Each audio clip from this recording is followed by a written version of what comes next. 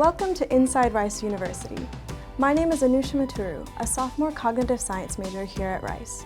We have lots to tell you about in the next 30 minutes. We'll go inside a senior's room that hides a colorful secret. We'll harvest honey from our very first campus beehive, and we'll go to a gallery space where students were encouraged to draw on the walls. But first, Rice bioengineers became superheroes for a day by helping out some very special kids next door in the Texas Medical Center.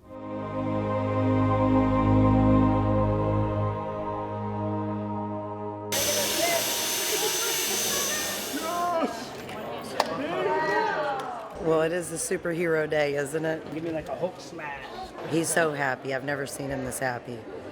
It's a miracle. It's amazing. Give me a big hug, two-armed hug. One of the great things about today is kids are not just getting fully assembled hands, they're building the hand themselves. They got the parts, they got the instructions, and they're learning how to build it together with their parents. Ready? 1, 2. Adding to the excitement today, we're here also with Marvel Universe Live, who is helping to sponsor this wonderful build-a-thon for the enabled community for us here at Rice and at Shriners. And they're helping to have customized themes of these hands to match superheroes. Then down, and it'll come back up the top where the other one was. So these are all kids who have limb reductions, meaning that they were born without a part of their hand. And you can be born without any part of your hand, below the elbow, above the elbow. But this particular group of kids right here have a little bit of a wrist and no hand at all. No thumb, no fingers, no nothing. So they can't hang on to stuff. And that sounds like a pretty straightforward thing, but imagine not being able to hold a water bottle to get the top off, or hold your bike so you can ride your bike. It's actually pretty significant. So all these kids have spent their life not being able to hang on to things, and that's what we're able to give them today. Beautiful. Wanna try it? Yeah.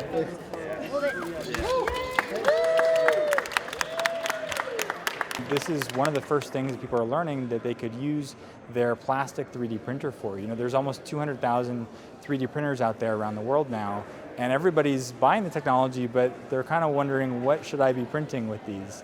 It's kind of like the early days of personal computers. So what's been very exciting is people realize that by using the 3D printer, you could make these very robust mechanical hands that could help people in need. I'm very amazed. I'd never seen anything like this until James called us, and then I looked it up on the internet, and I saw the Enable group, and I saw all their things they do, and it's crazy that they can print that like that, and the kids can have it that soon. It's affordable.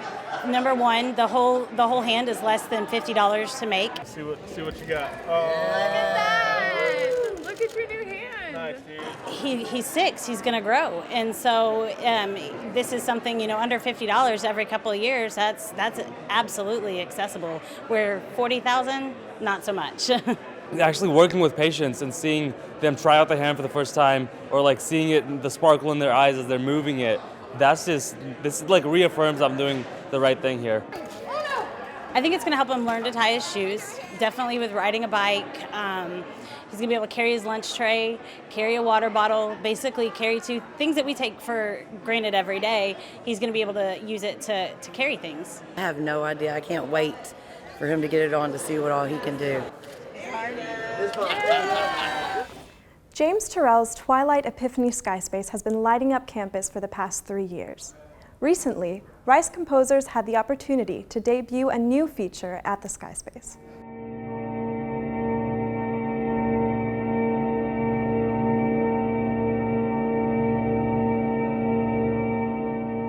So it was almost exactly 2 years ago that I did my audition and interview here for the doctorate program, and I didn't know that the Skyspace was here, and I walk out the back doors and I see this work, and I'm very familiar with James Turrell, so I got very excited.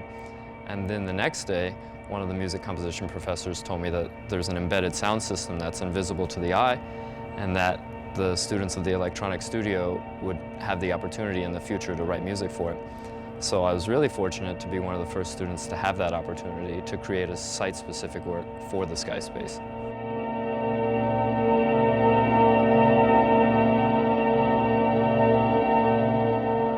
Here we have an incredible, really unique space. I mean, really, it's the only space like it in the world. And we are able to use it as a kind of laboratory to do experiments. And the experiments are constructions in light, sound, and space. It's a learning process for everybody because it's a new tool. It's the first sky space that has sound in it. And how you interact with that sound is always very different too. Like you have to learn what the new tool does and how I'm going to use it and try to convey that to students who then come up with their own ideas that you have to realize how are we going to implement their ideas into the space? How are we going to make this happen? So I had 4 different light sensors. Each sensor had a different color filter, so it responded to different colors of light. And each color is translated into a different part of the sound. And so the 4 sensors all feed in data. And that data of the light intensity and color intensity is constantly morphing the sound. That way, the sky space in real time is generating the sound.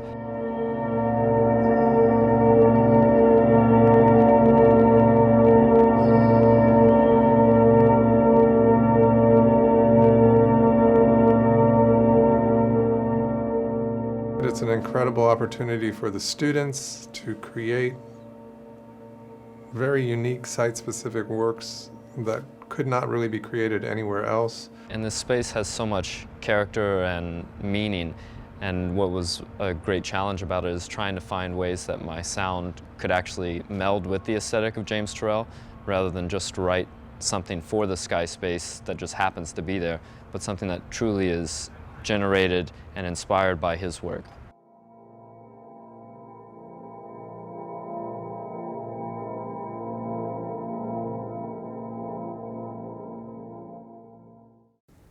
Have you ever wondered about the chemistry of cooking? A new class at Rice explores chemistry in the kitchen.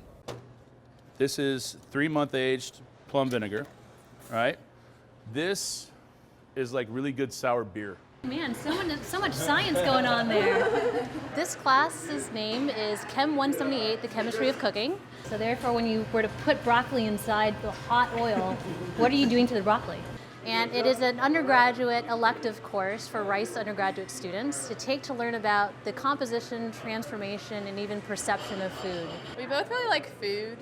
It's a very large part of our lives now. Therefore, you actually provide more food for your bacteria. In addition to having me lecture the students, I have actually invited a couple of Houston area chefs to come in to share their enthusiasm for the culinary arts, but also their enthusiasm for the relation of science to what they do. I taught them how to make French macaron shells. That was really, really cool to be able to see, Rice students here who aren't really studying for, the pastry kind of field to be able to do that.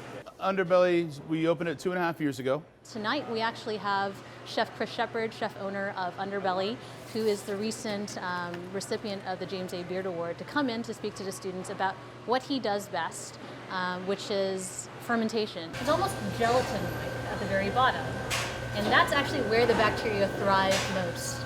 She asked me, I was like, this is honored. I'm honored to actually be asked to do this and shape the minds of young adults and guys that this may not be where they want to go with it, but it could be.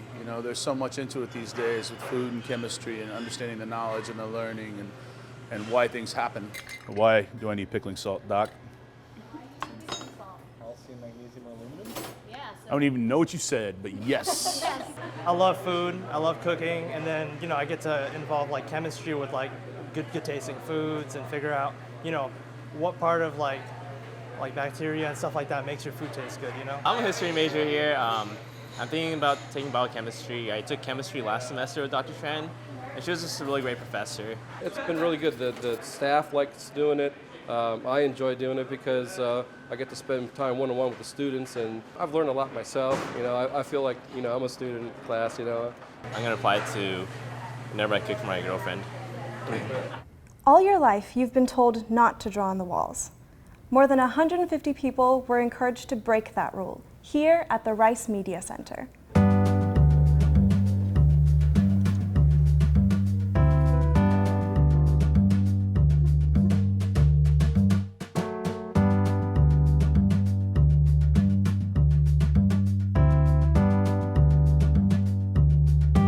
SUMI Ink Club began on a very small scale in Providence, Rhode Island in 2005. And it was a small group of people, really local to our neighborhood. And then we created a website, and then from there it expanded of people writing from all over the world saying, how do we do this in our own community? So the ink itself that we use is called SUMI ink. It's a traditional black calligraphy ink. It's very opaque black, and that's part of why we use it.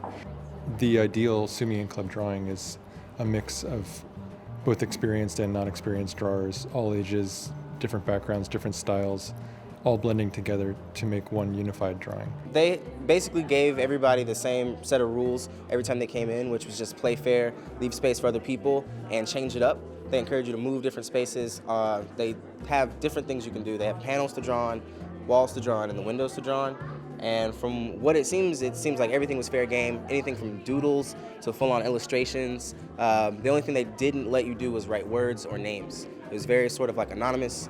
Identity seems to be like not the focus and more the community aspect. It's more rhythmic in a way. Everyone can draw, and when everyone draws together, they make a really interesting, compelling drawing. I mean, drawing is something, you know, that people have been doing like in the caves way back, you know, all the way back. And so it is kind of this primal act in a certain way. And I think that SUMI Ink Club kind of taps into that and makes, in a way, everyone sort of feel like an artist at the end of the day, which is a really beautiful thing. Informal events is a great way for people to gather over here at the Media Center. And I think the aspect of it, that it's so informal, that it's not so much of what we do at Rice is so kind of focused to this final end goal towards a grade, towards, you know, what we're going to achieve with our life and everything in it. And we forget that there's so much in life that is simply about living and creating day to day. And so this work kind of reminds you of that.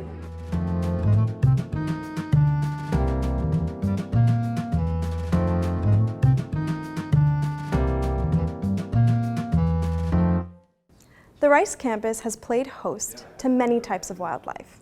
But for the first time in its 100-year history, we have an intentionally planned beehive here. This is a community gardening class on the Rice campus, which is a 1-credit course. We're just going to look at this.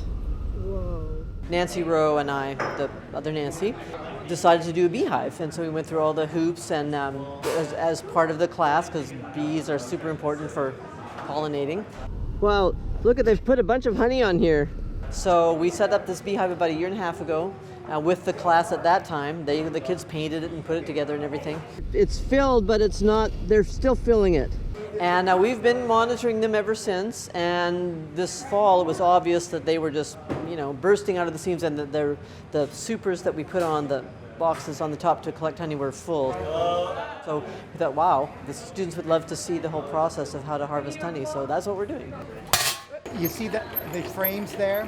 The honey is now uncapped, so it's exposed.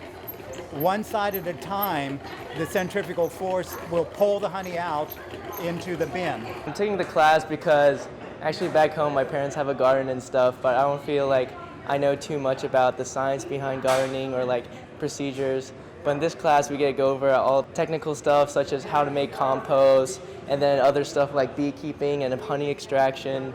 So it's been a really cool experience. And when you actually get to do it, it's definitely, you'll remember it more than if you were just to learn about it in class. Having the hive on campus, a healthy hive. This is a very, very healthy hive. And having it on campus for our students to learn how to care for, learn how to harvest honey, learn to do things with the wax. Yeah, that's a big thrill. It's nature at its finest. I came in as like a biochemistry major, figured I'd be doing more science stuff, but it was good to like be in this class to like learn something outside of my realm of study.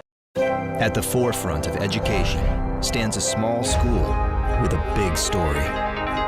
One of pioneers, leaders, and entrepreneurs, of Oscars, Pulitzers, and Nobel Prizes. A story of the world's most brilliant minds working together to challenge convention, making discoveries that will change the course of history. and innovations that will change everything. Rice University, advancing the world with unconventional wisdom. Welcome back to Inside Rice University. Shotgun, a new exhibition at the Rice Gallery, examines the past, present, and future of small houses.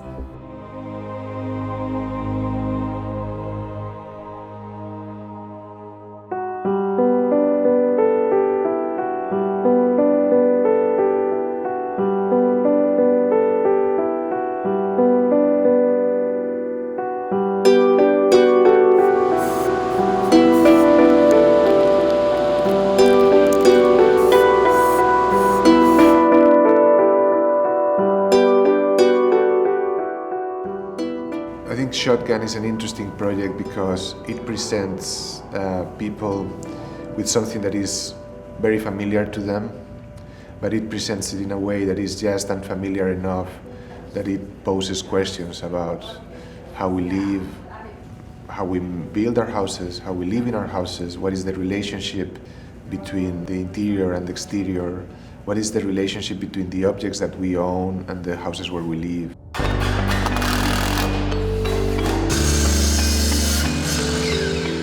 We were very deliberate in choosing the shotgun house as a theme for this project because, I mean, on the one hand, it tied with Atelier Bauhaus research on small houses and on this very reduced-sized dwellings that they produce in the city of Tokyo in their design, in the context of their design firm, but also in the context of Houston. It's a really important type, a type that has been discontinued.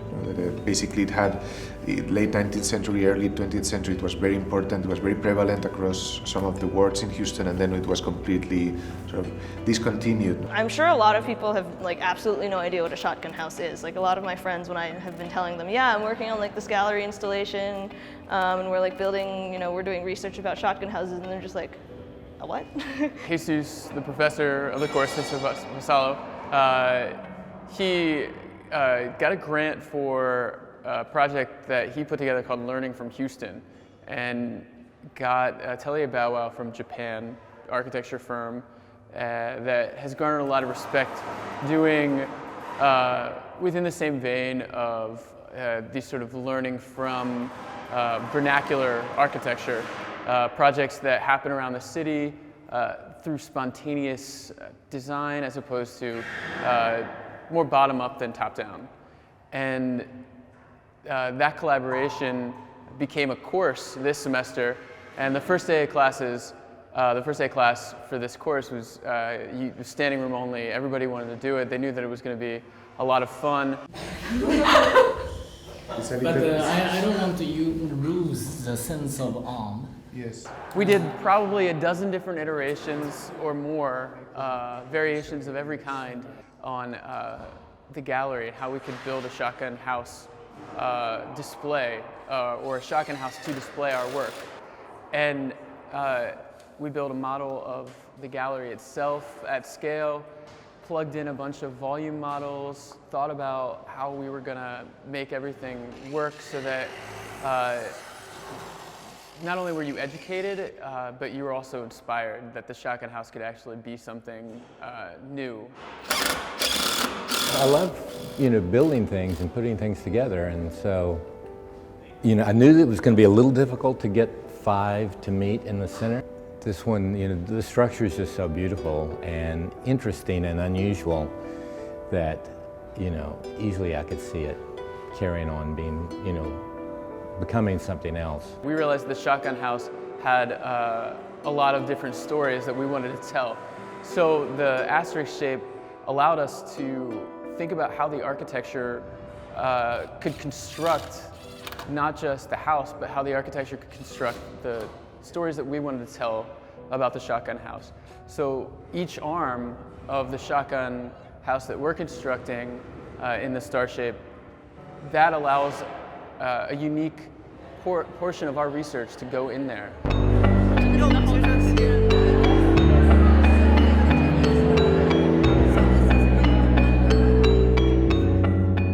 I hope in the United States people discover shotgun house and produce more a new generation of shotgun house. I think that it puts forward new possibilities. It puts forward new, in a very abstract way and in a very open way, it puts forward the possibility that we could live in different ways and enjoy life in different ways, and that architecture can play a role in articulating that, that possibility to live in a more active way and in a more enjoyable way.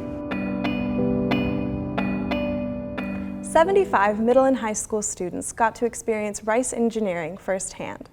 It's part of a program designed to increase minority students earning degrees in science, technology, engineering, and math. Somebody try pushing down on the center. I don't think this is going to stay. Our organization's name is DREAM, Achievement Through Mentorship. We are a STEM outreach group. We send our volunteers to Houston area high schools, and we go on a weekly basis.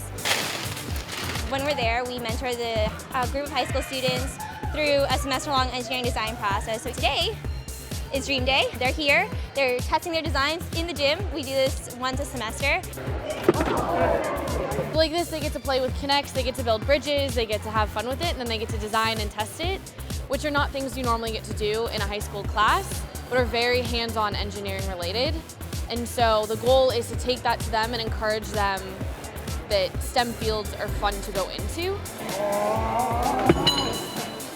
I never thought about, for example, bridges. I've never thought about actually building them or being involved with them. But it makes you realize that when you're challenged and if you actually work hard, you can solve something. So, I came into this program for my first time, thinking I wasn't going to do so well, and we ended up getting, first place. At first, I didn't want to be an engineer, but as I do more and more programs, it opens my eyes to more things. At first, I thought engineers only worked on cars, but I learned that they work on roads, bridges, phones, and everything. So it really opened my eyes to another world that I didn't know was out there. The purpose of DREAM is to encourage the pursuit of STEM fields by historically underrepresented groups. And so it starts when you're young. Anybody can tell you, my career path started when I was a kid and this inspired me. And so we want to be able to be that key critical point where, some our mentees realize, like, this is what I want to do, or like, this is something I can do. I've learned that Rice has a really good engineering program, and this is definitely one of the schools that I will be applying to. Doing math courtside. That's what happened when over 4,000 Houston area elementary school students packed Tudor Fieldhouse to watch the Rice Owls basketball team and learn about math. Let's go Rice! Let's go Rice! Let's go Rice! Let's go Rice! Let's go Rice! The Rice University School math project has been working with athletic department for years on bringing fun to the campus. And when we got the call, can you do something with 4,000 kids? We jumped at the opportunity. The balls that we were throwing in the stands had math on them. We had the kids building polyhedra and they had fun. Today is a great opportunity for students from all backgrounds, ethnicities. Some of them have never been to a basketball game, majority of them, let alone a university campus. And we're really pushing literacy and letting them know that going to college is a great, great thing for their future. They're really excited, and they're all for the Owls.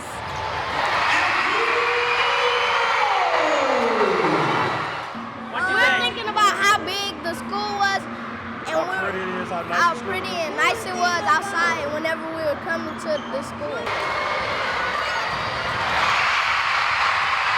As soon as they were getting off the bus, I said, where do you want to go? And actually, a couple of them did say Rice. They have high aspirations and they can do it.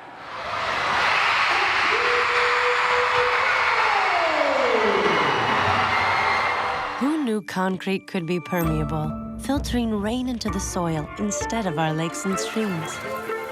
Or that a mathematical equation could open our ears to music we've never heard? Or that a happy home could cost less than a family car?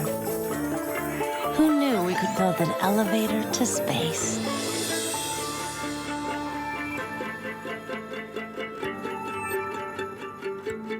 Rice, unconventional wisdom. Some Rice stories are so unconventional you might think we make this stuff up, like the story of senior David Nickel. The computer science major transformed his room into something you might see at an amusement park.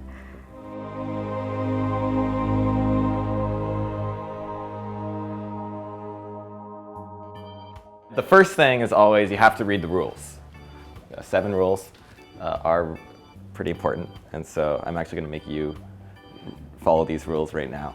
No shoes, so you're wearing shoes right now, so you gotta change that. 6 people is the maximum number. No food or drink. If you make out, you get out, and no peeing. Oh, this is as far as it opens. You can't actually open it up all the way, because this is as far in as the door will get. And so this is how I usually will encourage people to enter the room. I had known that David was planning on doing this for several months. He was talking about doing it last semester, but we all thought he was joking. David had to procure all of the parts from several different countries, and that process took a lot longer than he thought. So anticipation was building. Honestly, it's kind of a shock to believe that it's real. Even if you've heard it and you believe your friends telling you this, it's still kind of surprising to actually see it there in someone's room. Hey, I'm David Nickel, and I'm from Rice University, and this is my dorm room.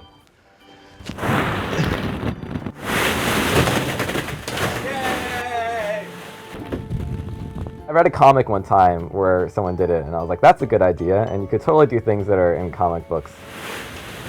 So this is, my first year of having a room to myself in college, and also my last year of college. And so I think it's one of those things where you gotta do it. I guess you don't gotta do it, but I gotta do it. So there are 13,000 balls in here. They're all 65 millimeters. I did the calculation. That's how I knew how many balls to get. And so you take the dimensions of the room and then you divide it by the volume of the ball. But then you have to multiply it by a certain ratio because, there's spheres in a rectangular space.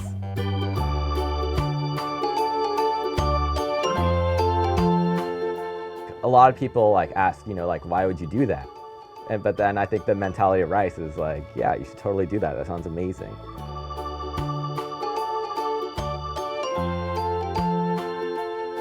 Thanks for joining us on Inside Rice University. To learn more about Rice, visit rice.edu, and don't forget to follow us on Facebook and Twitter to keep up with all the new things happening at Rice. Before we go, snow is pretty rare in Houston, but that didn't stop Rice students from having an old-fashioned snowball fight.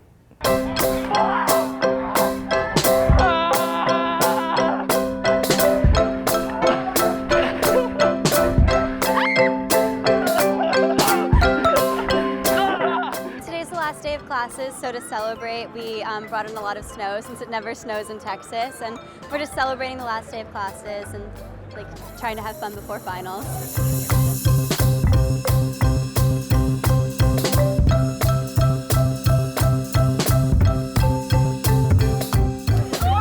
So I'm from Reno, Nevada, so I'm very used to snow. I was a little skeptical about snow coming into Rice since it's 76 degrees out. I didn't even think that was a service that could be provided, even if you wanted it to be.